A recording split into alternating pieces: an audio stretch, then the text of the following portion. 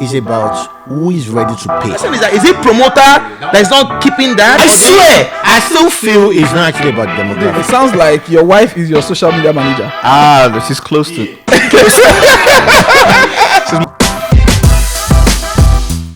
Hello everyone, welcome to another episode of the Living Room Podcast. Today we'll be exploring the strong influence of Afrobeats, specifically in Indiana, the United States of America. But before we proceed into the details and to the conversation, I would also want to introduce the great folks I have on today's episode. Adjacent to me is Prince Ade. You all know Ade as bringing great questions, energy, vibes. Please, a big resounding twirly for Prince Ade. Thank you for having me. On the left side of Ade is Mr. Michael. Mr. Michael, we call him Mikolo the bad guy. And you know, Bado. we always enjoy his humor. He's the Bado on this team, and we know obviously that we can always count on him to ask all of the questions you all shy away from. Yeah. Introducing myself, you know I'm just your regular host, Ade. Irregular. But before we proceed, we have a unique talent in the house today. He has actually conquered the music industry in Indiana and is beginning to explore different opportunities in Dallas, Atlanta, in DC, and the major clubs across the US. Please, a resounding round of applause for Afro Rose. Big shout out, Mr. Ade. Big shout out. Thank you for having me today. Yeah, thank you very much for joining us. Sure. And before we go into the details, I just want to give an insight to how big Afrobeats has actually become in Indiana. The workplace, everyone is always nodding up to Wizkid, Davido, Rema, Burna Boy, and I'm just wondering, we have actually created a perception that is really strong. When you think about music, even on the radio stations, it's all about Afrobeats. The collaborations, the singles, and just recently, I was looking at the major sporting events, the Ballon d'Or, the World Cup, the UEFA Champions League. We had Afrobeat showcasing its best. Even NBA too as well. True. So, before we actually go into all of these details, I would want Afro Rose to actually introduce himself and let us know what makes Afrobeat really unique. Yeah, I'll say one thing that made Afrobeat that makes Afrobeat unique is definitely the originality, of the sound. As Africans, we kind of cherish originality, and that is something that kind of that's like our day to day, our virtue and what we stand by, So having that kind of sound, that is original, from the mother's land, and it combines of different instruments that a lot of people actually single-handedly made from their hands. Now there's technology, there's people making beats, and everything is computerized, but the originality of the sound is definitely something that has made Afrobeat go a long way, and it will still keep rising and definitely go a long way. So interesting. Yeah. So are you saying that based on the concept of the originality, I was watching a documentary the other time and I realized that for Afrobeat itself, it's the 5-beat pattern. True. Just like we tap in church. True. And I'm beginning to wonder, if it's the 5-beat pattern, why can't the Western guys replicate it? So the thing is, if you're not in it, there's this saying, if you're not in it, you cannot know it. So if you have to actually, eat it, you have to sleep it, you have to wake up with it to actually understand, the compatibility of that sound. So, definitely now, it's time to rise. A lot of white folks are even starting to pick it up here and there. People are starting to definitely, create their own version of Afrobeat. But if you're not actually from the originality of where the sound is coming from, it's going to be definitely not as original as it should sound. So That's what I would say. Yeah, as far as that is concerned. So are you trying to say Afrobeat is basically our experience as an African? Yes, I would definitely support with that. It's a That spiritual song. is spiritual. It is definitely spiritual. Yeah, I think for what you just said, it's spiritual because it's something that's part of our culture, not because of the way it's been refined right now, the way Burna Boy, Davido, Wizkid fine-tune the sound. But looking way back, for example, I was listening to one of Kiss Daniel's song, and the only thing it did, that there might be keyboards and some other things to that, but I was able to access what we call bata and gongo on that track, which is called the single that he dropped 12. But the way it started the music, it shows that there is more originality into it, bringing all our sound together and making it a very unique one. I think Afrobeat is huge from that as well. Yeah, that's great. But before we go further, we still need to know who is Afro. Yeah. So Afro Rose is a brand. You know, Afro Rose used to be known as a music producer. I used to be called Drumsticks, as a matter of fact, like way back in the days.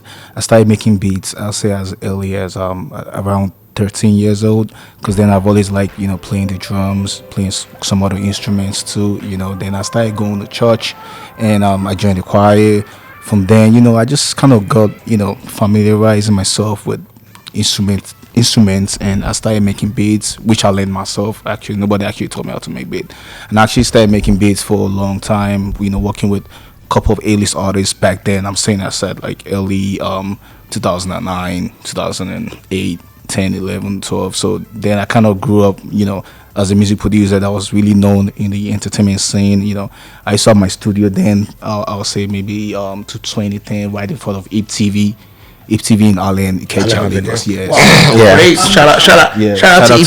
Yeah, shout out to IPTV. Yeah, they really be showing love now to the new Afro Rose, because they be playing my songs every time, and I really appreciate IPTV for that, for sure. Shout out to them. Yeah, shout out to them. Yeah, so that aside, like that's how I started my music journey, and going now into the future now as Afro Rose, as an artist, you know, in the United States. You know, I started, you know, recording myself, you know, as a producer from way back. I'll say I kind of find it easier because that was always been my calling, to be singing my own song. Then, you know, I've been writing a couple of songs for different artists too, in the way back, like sort of like Sam Clef, a couple of like names I don't even have to even call now, but definitely that have impacted their music, you know, down to now that, you know, Afro is a brand that is now like, you know, actually singing for himself. And, you know, and I would say for the past 1 year, you know, the name Afro has grown usually, you know, from just some people knowing as, okay, someone that transferred his name to Afro, some Drumsticks. Now the name is actually sticking with people, like, okay, this person is actually good, he knows what he's doing, we want to listen to more of him. And I've been trying to do that for my fans, and he's been going up from That there. sounds really interesting. Yeah. But I'm beginning to wonder, because back in the days growing up, I'd realized the importance of recording labels. Are you signed to anyone? So honestly, I've been signed, you know, like over a couple of times, even as a music producer before I started, like, you know.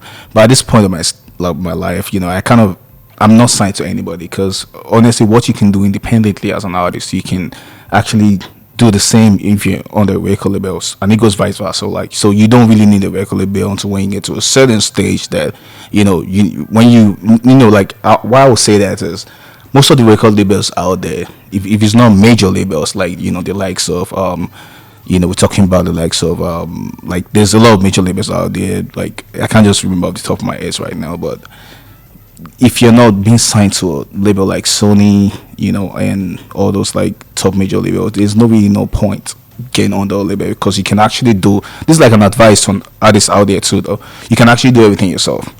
You can promote yourself, you can, you know, work with a manager that you want to work with, employ that manager, you guys doing building your things together, as long as, you know, you're able to come up together with the finances, and, you know, able to push yourself. But as far as signing, I've been signed, I'll say about 3 times, you know, even growing up, you know, to my present stage right now that I'm actually finding myself in. So indirectly, you're saying that most of these record labels, they're monsters. Yes, they're definitely monsters. They just want to tear you and take what they can get from you, for sure. So, Okay, I have a question. Well, record labels is it's a very big thing, that probably an artist is that you're in partnership or you just want to be, under that record label. And I think some of the artists that we have, like the big artists, they have their own record label. They still sign deals with Sony, Yep. Empire Music, Yep. And the rest. But looking at that, is it because they are trying to go internationally? That's why they are doing that, or because they just feel like, okay, I think my record label is not giving me what I want. I need that international recognition, and I need to move to that process. yes, I'll say a lot of them probably find themselves around there because they feel like they have to get signed to, like you said, someone like Sony, and to be able to actually get known out here. Sometimes that's not even the case because a lot of people didn't have to get signed as far as like American artists now to actually blow up, and they actually blow it up, and now those labels are actually after them and going after them. But all of this knowledge, not a lot of Afrobeat artists that are actually big actually know this. So most of them believe that okay, they have to get signed to a major label before they can blow up out here, and that is, I would say, is the major definite thing that is making them get signed, like getting signed to like labels that are out here, because they feel like they have to sign to a label out here before they can actually spread their music around. So yes, Is there any consequence getting yourself signed to big record label like that? so as far as what he said, as far as like maybe partnering, I won't say there's like long term bond or something, but if you're signing a record deal, like, and they're making that this is a record deal, I think in the longer run, most artists regret it, like from experience. Yeah, we've seen stories, or we heard stories, and we've seen people coming out saying all that. So my other question is, I know we've asked them, but I have a very quick question. And what inspired you moving from a producer to an artist to start singing? Because we have a lot of producers, just like we have Fuse, we have Davido from producing to, And we also have a lot of church boys. yeah, like that. So what have inspired you to feel like, I produce this beat, I feel I can voice on it, I feel I can get something lucrative from this with this beat that I did myself? What inspired you from doing that? Okay, first of all, I'll say big shout out to someone like Fuse. Fuse is my old boy from way back. This has been a long while too. Like, I'll say the big change I'll say that actually occurred was, okay, I've been a producer for a while. I've been writing a lot of songs for a lot of artists. So I've always believed in my craft, and I know that definitely, like, that time will come, when that window will come when you have to change yourself, your sound. And I know a lot of producers actually also have this in the back of their mind, even if that's not what they're actually going for. They know deep down their mind that they can sing, because you actually need to understand music first before you can make music. So that is very, very important. Wow, that sounds really interesting. That's so a what? Let's take it a step further. You've talked about talents, which all of us we see, we dance to. There's also the business part to it. We enjoy the music, but if we bring it back home here in Indiana, can any Afrobeat artist break even? Because what we've seen is that when these folks, when they come to Yankee, Indiana is like Passing by. No, they don't just come to Yankee. I always say this. Believe me, this is story. It's basically you picking a passenger. You carry passenger maybe from Oshodi to Oshodi. You dey go Obalende. You stop for Shomolu. Say, make I just collect that change before I head to. Why is it happening in Indiana? We've never had any A-list artist And I'm just curious. that feels okay. Indiana should be a stop for me. No, they have to just come pick up what they want to pick up. What I know what he's trying to say, but why is this happening to Indiana? I think the thing with that is because first of all, there's a lot of like issues actually going around that this podcast is for us to break that issue down, because we want to liberate Indiana. We want artists to say, hey, I have a show I'm using National Museum Stadium downtown for you. 10,000. Lucas Stadium 20,000. And it should be happening. It should be happening because many other states, even that is close to us. The only artist back then that was about to do that was the video before COVID. Yeah. And you're supposed to play there too, right? To be artist there. Yeah. For the COVID. Yeah. I was meant to perform with them. I think the thing that happened 2019 and there was 2019 there was a little bit light in Indiana whereby artists, A-list artists from Nigeria, they were starting to think like, okay, Indiana is where we can actually do something. And I'll say that big shout out to Shola Kalakuta for sure. I have to always say that because he did a lot of like things back then, being the likes of Ricardo, the likes of Two-Face, CDBR, the likes of Tenny. Then that kind of like thing started bringing. Well, let me ask you a question. Calling Techno, calling Tenny. Do we really have a good club setting? Or stage? So as far as that, back to what I was trying to say at first, though, the reason why that like you're right for saying that is because when it comes to a concert, I don't think we have that kind of club. Definitely, I don't think any promoter that want to bring a concert here will want to go to a club first of all. But the reason why those clubs has to go in first, like clubs, festivals, all those things has to go in, because those things that will not be the major stuffs, the likes of like Burna Boy saying, okay, I want to do a tour. Oh, Indiana is popping. Let me add Indiana. I've been seeing pictures of people, things going on there. So one of my questions is that, fine, I remember if I'm not mistaken, 2019 when Kizana came to Indiana. I can't remember that place. They use one place like that in Indiana here, and Kizana did not post anything. No, they didn't do anything. Yep. Then you three shops. Yeah, something like that. And Kizana left. I remember vividly. He left Indiana to is that Missouri or Mississippi? A very standard place. Even when Kizana was doing rehearsal, he was posting it. He's still on. If you go to Kizana's page today, he's still on his page. But he came to Indiana, we did not see anything. So that one though. Is it promoter? That one is not keeping that, or they're trying to make the money themselves, or not? I don't think it's promoter to me. Who brings artists? Let's start with that question. Who brings artists? Okay, who brings them? Promoter can say he wants to bring an artist. Okay. But if the artist sees no vision in that place, I will never go. I don't care how much you want to pay me. So I will say it's promoter a little bit. Why I say it's promoter is because there's a way like things build up. Like if something wants to happen, it won't just happen overnight. It has to build up like a tempo. Then every other thing will start happening easily. Like So if it is a show of a Kiss Daniel, like definitely the promoter should be smart enough to know that this song like Kiss Daniel. If I want him to post something like this or partake in something like this, I need to do it in a venue that even him would appreciate it. So I'll say something like that. We don't have enough of that in Indiana, or people that are like enlightened like that to know that that's how things should go. So are you saying that the people that live in Indiana, they are not ready to explore and experience the true Afrobeats? I would say to an extent, maybe because we are not together enough to understand each other and understand the right things to do. Like we understand the right people that should be put in certain places. I think that's one of the major things that's going there. Everybody just wants to take the front row and say, oh, because I don't put money down, I make guys they do.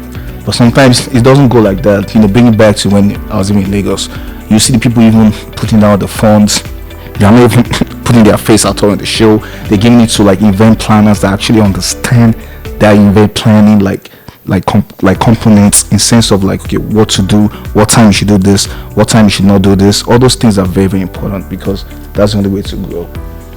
Yeah, because the likes of having a stage in Indiana, we have the stage, but the only problem I foresee is a lot of people want to bring a stage to the west side. We can actually take this stage to downtown. Yep. We have a proper, even in the west side, we have some proper clubs on the west side, but it doesn't belong to African. Yep. So these places are places that we can actually rent for our artists to come, and they will feel like this is like being in the likes of Dallas or Atlanta, and it to be there in the west side. But I know, like you said, yes, I will actually blame some promoters because they like these three shops together thinking it's a club. That's not a club. No be club And at I all. think the Nah, thing shops. also is that they don't know. That's the issue. They don't know like the things like that exist. Okay, in sense of like there's someone I'm working with now. He's like a stylist. His name is Troy Oliver. He's here in the city. Like he was telling me about like a couple of like event places. Like we can even have a show in the State House. Even something like that. Even me, I didn't know. Yeah.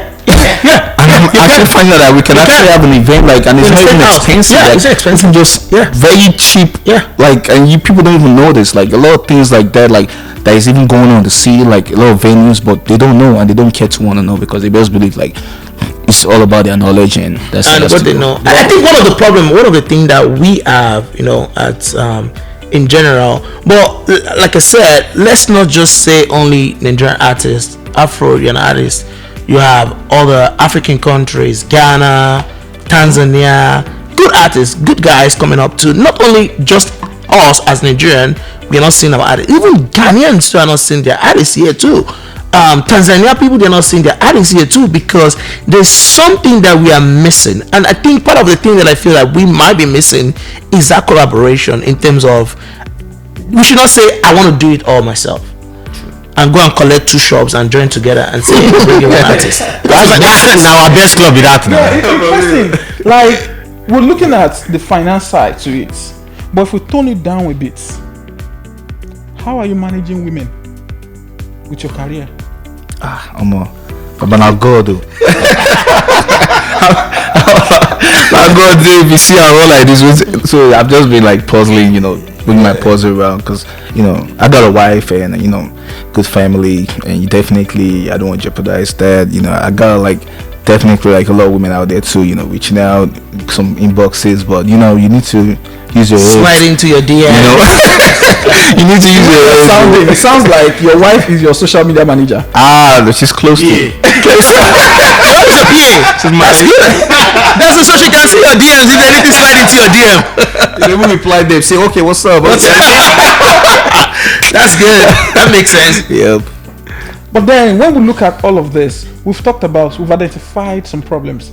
We've talked about what the key causes are. What is the solution? How can we improve Afrobeats in Indiana? That's a big question, because this is something like I know a lot of people like I've been trying to do. Like I think the first thing is togetherness. Like everybody needs to be together. I want to do it though. Do you know what like what Adi just mentioned now? Yeah. Do you know that if you look at it in Indiana, we have about 5 universities in Indiana. 5. That if you push The demographic works for us. I swear. I still feel it's not actually about demographic. It's about who is ready to pay and who is ready to drive that distance. Bro, we've been to Dallas, we've been to Atlanta. How long did it take you from where you lodged to where you went out? It took me 45 minutes. That took me Just literally Indiana where we get. Are they willing to drive that distance and come back 3 a.m. and not be scared of police? No, the good thing is, if there is the after hours, But do we have that? Pretty fun. But we don't. But Indiana can close to 3 o'clock, right? There's some club in Indiana that's close to 3 o'clock. The last time we were in Atlanta, after 3, You still went then the happy hours. and happy hours. so you could just explain what you get happy about the hour. You can stay in Atlanta, you can stay till 3 a.m. Then after 3 a.m. you can stay till 12. Yes, it's true. Happy hour. At least Atlanta, we finished the club from 12 to like 3. Yeah. And there was a club starting 3 o'clock. Yeah, 3 o'clock. 3 a.m. till like 7. 7 a.m. So we left from 3 from one club to another club in Atlanta. We know that can never happen because a lot of people from Indiana, they won't go Ozu, then get night shift, then get morning shift. So a lot of people won't be able to do that. So forget that Indiana for that part. But it's still something we need to do. We have the Nigerians, we have crowd, we have Africans. It's not just Africa. The way Afrobeats, when it comes to Nigerian artists, everybody listens to it. Shey na true say music money na ritual money. If you come, Baba, it pass with Baba, footballer, musician. Now ritual money now. But you pass which was safe. Now they check them now. Now every night, every time. Lyrics now for Charlie Bobby lyrics. Talk am now. So the thing really pass. It really pass. And wetin Afros too? I don't enter like if you say. Like wetin Afros talk now? 100 million streams. You don't enter. One hit song we just hit like this. Bam. I say I never decided my career. It's not too late. I don't do it for us now. It's not bad. It's not too late for me. We hope and we pray that Afrobeat in Indiana is going bigger. But make all the promoter, may they go calm down. May they come together. We never get promoter. We never get promoter. Maybe we'll come together, collaborate together. I don't need to come do them, but may they collaborate together. Think of where they go make things standard. Like we said from the beginning, even if you know if you collaborate, a lot of people wants to be the logistic manager. Now me drop money. Now me go carry the artist for airport. Now me go take Snapchat. Now me bring and come. See, we don't need all those things. I can drop money and I make sure that every resource is actually on ground. So you have a different person, be the manager, be the logistic, be this one. You don't have to be there like you said from the beginning. Be behind the scene. But people will know that you are the promoter, you are the one that brought this person. But you don't have to be everywhere. So a lot of the problem what they get be saying now you could be like I said, until I might not decide to collaborate with anybody. If I know the right thing to do, just know the right thing to do, plan it very well. Yeah, I think what you said is still like collaborating too, though. Collaborating with like those people, other people you are paying, you're still collaborating with them. You're not like trying to paying them for their job. Exactly. But no, you collaborate with other promoters that feel they are promoter, but no, they are only trying to enrich their own pocket. Because I don't want to drop 10,000 to you, and I'll tell you say 10,000 me, well for me $15,000. So honestly, I would like follow it, bro. Awareness. I think you actually look right. at this lady show. You're right to an extent. This lady show that is coming up in next year. The show is coming up November 3rd next year. You're saying Taylor Swift? Taylor Swift, and they've been planning the show since. That's exactly what we need this year. That's exactly what we need. If you go on Taylor Swift, even on Airbnb right now, like Baba, you need to actually like book 1,000 per night. 1,000 for the per date night of that show. Yeah.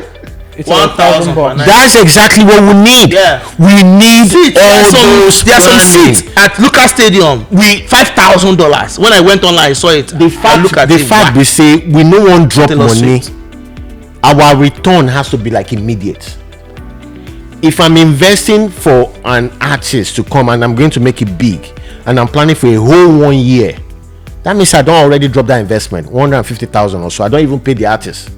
I no cent. I don't plan everything. What is it? It's actually about advert, promo, everything, billboard. People go they say, I'm say, oh, in the next 6 months, one artist they come, and you now list even our own local artists with the Indiana ground, bring them all together with this. Say, they'll be foot soldiers. Like that's still like collaborating with everybody. Yeah, that's what I'm trying to say. A lot of promoters right now, everything you just say right now, they don't even think like that. They will never think because they are never a promoter. So that's what is actually going on. They collect from promoter. They collect from promoter. Make I go collect from. Maybe make a session of because people need to learn. Yeah. I still jokingly I said this today. I said most of the things happen in Indiana, it's not actually your passion. People do it just for the money. True. The mechanic will get for Indiana, there no be mechanic from Nigeria. And for the power too. Some people just want to show you that yes, I'm stronger than. I don't hear story now. Two promoters they argue, so I can bring a better artist more than you. For you, yeah. So for which place? Yeah. Two promoter. They don't say okay exactly what you're saying. We should collaborate with each other. Promoter. Bring the money together and bring the artists. Now they argue between ourselves. I rather lose 5,000. Maybe both of us lose for 5,000. Doesn't make sense. Than for only me to lose everything. So because if both of them now come together, I swear it's going to build this city. Yeah. But a lot of people know. People want that power. So I would rather have my power and pay that. I would rather use that power I get. Pay people. Then I'll be behind the scene. But people will respect me. Even people no go know say I make loss. But people will respect me for that initiative or putting this our artists in a bigger ground. No be shops. Yeah, interesting. So, like, we've gone over an hour having a great conversation, and one thing we'd all agree is that Afrobeats, we just describe the surface. Our people, they see the money, but it just starts.